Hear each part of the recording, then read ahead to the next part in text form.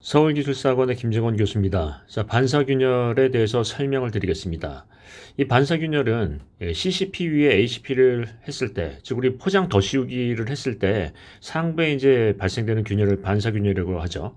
그래서 여기에 대한 부분이 이제 안 좋은 느낌이니까 우리 답안을 쓸 때는 문제점 유형으로 푼다. 그래서 어떻게 푸나요? 문헌대점검, 문제점, 원인, 대책, 형태, 검토 방법. 물론 뭐 대제목을 꼭 이렇게 잡을 필요는 없어요. 역학적인 거동 특성 또는 역학적인 한계성, 공학적인 문제점 뭐 여러 가지로 풀 수도 있는데 이제 기본적인 구성은 문헌, 대점검이라는 얘기죠. 자, 이제 가장 기본 아이템은 뭔가 생각해 보겠습니다. 기본 아이템은 뭐예요? 원인과 대책이죠. 원인하고 대책이 가장 중요해요. 자, 원인에 대해서도 어떤 부분을 얘기할 수 있죠? 물론 그 어떤 내적 원인이 있고 외적 원인이 있지만 주로 외적 원인이 가장 크다라는 거죠. 그래서 어떤 부분에서 가장 크게 발생한다? 교통에 대한 부분, 그 다음에 우리 어떤 여능력, 응력에 대한 부분이 있죠. 교통하중에 의한 부분 또는 어떤 힘이나 전단 같은 여능력이나 이런 부분에 대한 부분이죠. 그러니까 우리가 얘기하는 어떤 교통하중에 대한 부분과 아니면 여능력 또는 전단에 대한 부분, 이런 부분을 얘기를 꺼낼 수 있는데, 자, 여기서 이제 원인에 대한 부분을 이렇게 얘기했다면, 원인으로부터 어떤 이제 중요 아이템, 메커니즘을 뽑을 수 있죠. 메커니즘은, 자, 뭐 여러 가지 이제 메커니즘을 얘기할 수 있는데, 메커니즘은 어떤 부분이 있다? 교통하중에 의한 메커니즘, 또는 여능력에 의한 메커니즘, 이렇게도 풀 수 있고요. 또는 어떻게도 풀 수가 있나요? 수직 이동. 또는 수평 이동에 대한 메커니즘, 수직 이동에 대한 메커니즘, 수평 이동에 대한 메커니즘, 뭐 이렇게도 풀 수가 있겠어요. 자, 이제 예를 들자면 여기 밑에 이제 CCP가 있고, ACP가 있다고 한다면 여기 이제 반사균열이 생기는데 온도가 높아지면 여능력에 대한 온도 분포가 위는 크고 밑은 작죠. 따라서 위에 대한 팽창량은 크고 밑에 대한 팽창량은 작으니까 상대적으로 여기서 구속 효과가 생긴다라는 거예요. 그래서 이런 부분 때문에 균열이 생기는 게 어떤 여능력에 대한 메커니즘이라고 한다면, 그 다음에 우리 이제 교통하중에 대한 부분에서는 어떤 부분이 있다? 하중이 작용을 하면 전단응력과 휘묵력이 발생해요. 즉 여기 이제 줄눈부가 있으면 줄눈부에 응력 집중이 생기니까 전단응력, 또 우리 이제 휘묵력, 응력 단차에 의한 휘묵력이 생기니까 위에서는 압축, 밑에서는 인장이 걸리니까 여기서 휘묵력에 대한 균열이 생기죠. 그래서 교통하중에 대한 부분은 전단응력과 휘묵력으로 나눌 수 있어요. 따라서 이것도 어떻게 표현할 수 있다? 수평거동에 대한 어떤 균열 메커니즘, 수직거동에 대한 균열 메커니즘, 수평거동을 열이라고 한다면 수직거동은 전단응력이 되겠죠. 뭐 이해되시죠? 그래서 꼭 똑같은 답안이 나올 수는 없고요. 어떤 식으로 보느냐에 따라서 다른 답안이 나올 수가 있겠습니다. 자, 이제 대책을 보겠습니다. 대책도 역시나 여러 가지 대책이 있을 수 있는데 포장층 구성이 ACP, CCP, 그 다음에 가운데 중간층이 있다면 어떻게 할 수 있다? 첫 번째 대책은 ACP에서의 대책, 그 다음에 중간층에서의 어떤 대책, 그 다음에 CCP에서의 대책이에요. 자, 이렇게도 표현할 수 있고요. 또는 얘를 어떻게 표현할 수도 있죠? 이게 이제 인장응력이 생겨서 균열이 생긴다는 거예요. 그러니까 인장응력에 대한 균열이 생긴다고 한다면 인장응력을 저항할 거냐, 인장응력을 저하할 거냐 하는 대책으로 나눌 수도 있겠죠. 뭐 대단한 게 아니라 꼭 답안이 똑같을 수만은 없다라는 거죠. 어떤 관점으로 보느냐. 위에서 인장응력에 대한 균열 메커니즘을 얘기했다면 인장응력에 대한 대책을 얘기하는 게 맞겠죠. 자, 그렇게 보시고요. 자, 그럼 이제 각각에 대해서 볼 수 있는데 먼저 결론부터 내보겠습니다. 가장 확실한 대책은 뭐예요? 중간층에 대한 대책이에요. 아무리 ACP와 CCP를 해도 응력에 대한 부분에서 완화가 돼야 되겠죠. 자, 그래서 ACP에 대한 대칭을 어떻게 한다? 포장의 두께를 크게 한다. 두께를 올린다라는 건데 얘는 상당히 확실한 공법이지만 어떤 부분이에요? 비경제적이죠.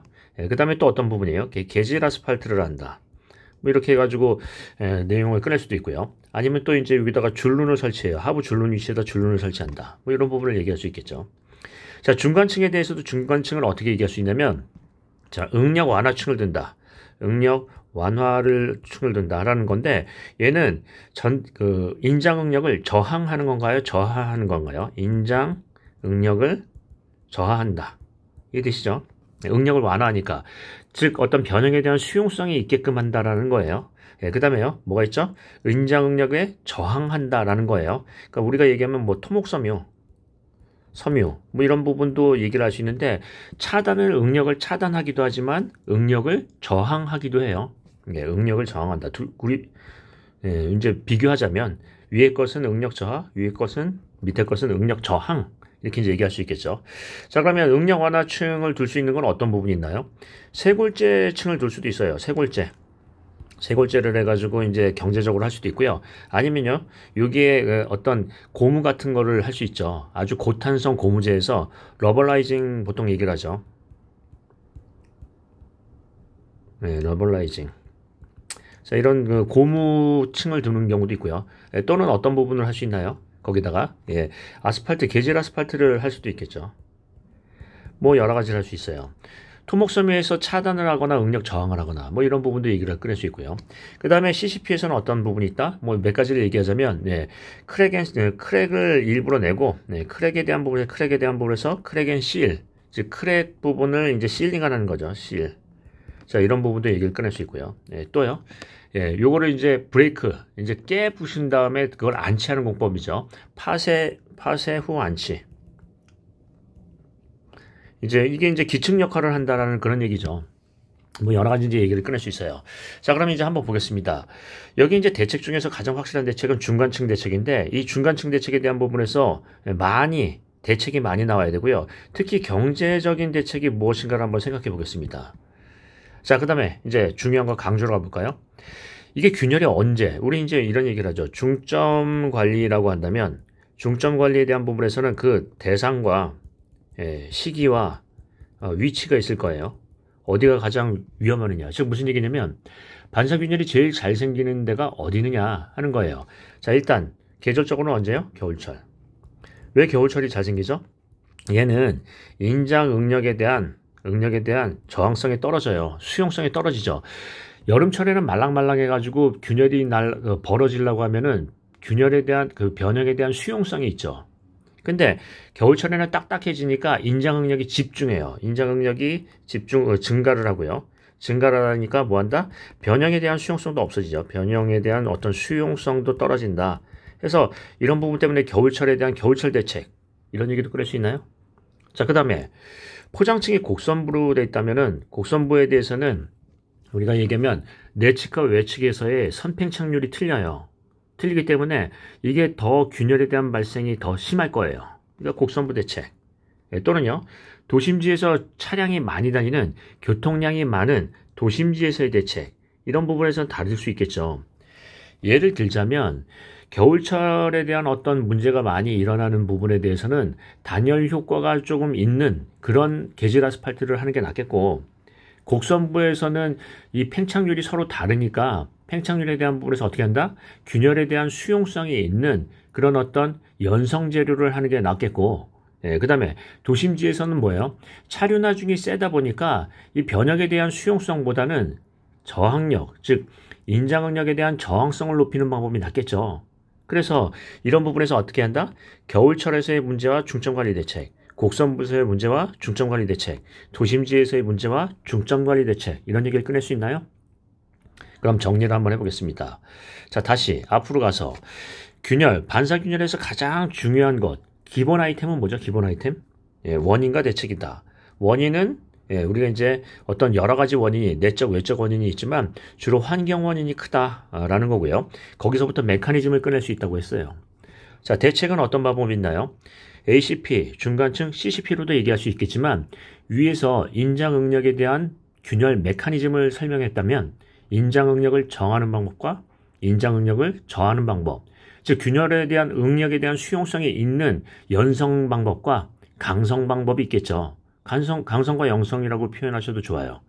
자, 그 다음에 여기서 제일 중요한 거, 즉 제일 확실한 방법은 뭐예요? 중간층을 둬서 응력에 대한 차단을 하거나 응력을 완화시키는 방법이 제일 낫겠죠. 이해되시죠? 그러면 중요한 것을 강조한다면 어떻게 한다?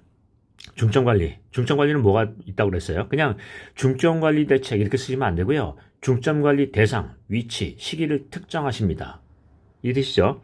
겨울철, 곡선부, 도심지 이런 부분들에서 얘기를 끊을 수 있어요. 제가 이제 이 답안을 채점을 할 때 채점 포인트는 뭘로 보냐면 이 대책이 제일 많으냐 하는 거예요. 대책이 적으면 안 되죠. 예, 용두삼이 처음에는 막 멋있게 메커니즘도 쓰고 뭐 어쩌고저쩌고 이론도 쓰고 했는데 대책이 없다. 그러면은 대책이 없는 게 기술자 맞나요? 그래서 답안에 대해서 핵심은 뭐예요? 대책이 구체적으로 여러 가지 방법으로 제시되어 있느냐 하는 거고요. 그러한 대책 중에 중요한 대책, 경제전 대책을 강조할 수 있느냐 하는 거예요. 기술사는요. 그래서 대책에 대한 포인트를 집중적으로 보겠습니다. 자, 오늘도 수고 많으셨고요. 요 답안에 대한 부분을 한번 체크를 해보겠습니다. 자, 이 정도로 마칠까요?